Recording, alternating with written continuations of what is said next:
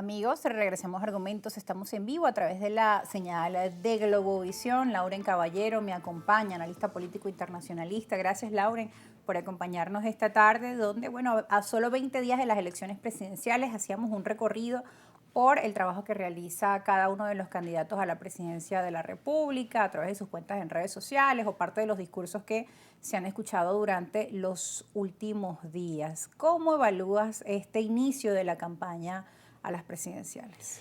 Mira, primero, gracias por la invitación, como siempre, es un Bienvenido. gusto acompañarlos acá en Globovisión, a ti especialmente, Rosa.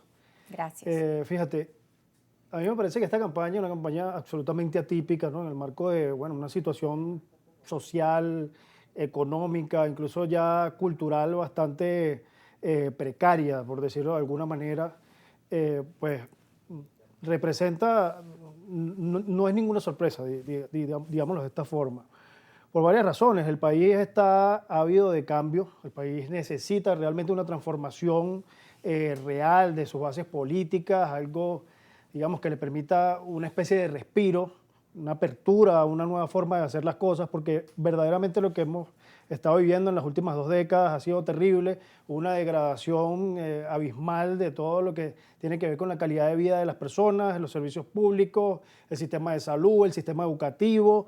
En general, pues el país está vuelto un caos y yo creo que eso no es un secreto para nadie.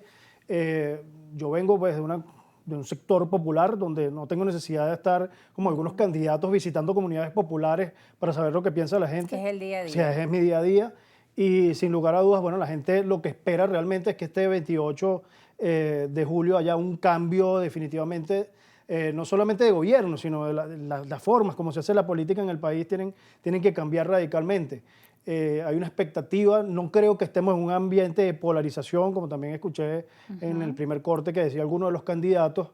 No hay polarización por varias razones. En primera instancia, porque realmente no existen dos polos que uno pueda decir, mira, sí, están más o menos allí, como que hay cierto, es equitativa la cuestión, sino que hay una inmensa mayoría de venezolanos, estamos hablando, según todas las encuestas serias, o más o menos serias que uno ha podido, digamos, leer, estudiar, de aproximadamente un 80% de los venezolanos que quiere cambiar radicalmente todo lo que tiene que ver con las formas políticas y especialmente con el gobierno. Entonces no hay una polarización, hay un gran polo popular de gente que clama por un cambio y hay un grupo, una pequeña élite, una pequeña oligarquía, como decía el propio presidente Chávez, que está enquistada allí y que no entiende que ha llegado el momento de abrir pues, las compuertas para que el país definitivamente se enrumbe y entre en el siglo XXI, porque es que Venezuela no solamente es que no ha entrado en el siglo XXI, sino que hemos retrocedido, ya no sé si al siglo XIX, en la época de los caudillos,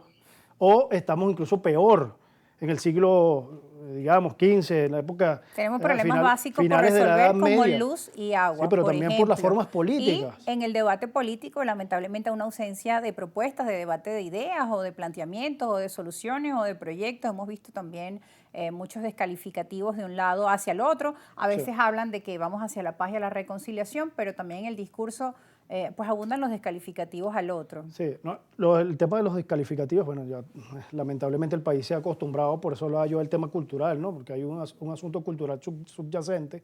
El país ha normalizado ese lenguaje arbitrario, que bueno, en algunos Y que políticos incluso llama vemos. votos también. Hay Sí, gente sí, que pues se pliega a ese tipo de pero muy mensajes. poco, fíjate, Rosa, muy poco, porque si fuese el caso, eh, una parte importante del país estaría apoyando los sectores que tienen ese tipo de conductas y no pasa así. Cuando se dice que quizá los otros candidatos que estaban en la contienda eran para dispersar el voto opositor, pues me llama la atención que lo que han hecho, según mi punto de vista, es Mm, que el chavismo crítico, que quizá no ujú. quiere plegarse al discurso de una oposición que está asociada quizá más al sector extremo, no por el candidato, sino por los factores que Sí, están alrededor de él, sino que quizá pues van hacia otros grupos o hacia otros candidatos, como la propuesta del lápiz, de Márquez, de Claudio Fermín incluso. sí. Es interesante, ¿no? Porque incluso ha habido por allí algunos comentarios acerca de la posibilidad de que algunos de estos candidatos formen parte de la estrategia gubernamental, ¿no? Es decir,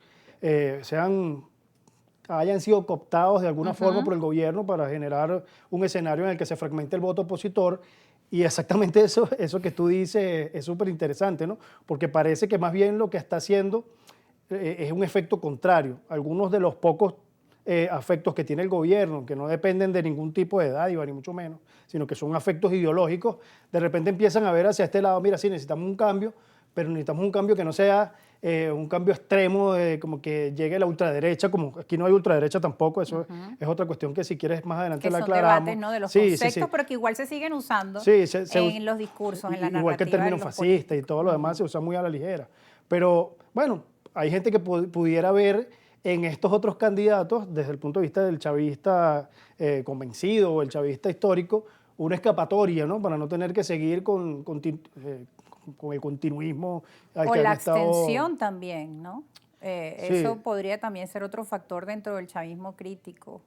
sí. O de personas que están en un centro y no se sienten quizá cautivadas. Ahora, fíjate, nosotros vamos a descubrir algunas cosas en los próximos días. Sí, faltan 20 días para las elecciones, pero 20 días pueden ser muy poco tiempo, puede ser un lapso importante dependiendo del punto de vista donde se mire. Y una de estas cuestiones que podemos estar descubriendo, que podremos estar descubriendo en las próximas semanas, es si realmente algunos de estos actores formaban parte de una estrategia de ese tipo. Y eso lo vamos a ver si ellos mismos declinan sus candidaturas a favor de la candidatura del presidente Nicolás Maduro, ¿no? Eso podría estar sobre la mesa.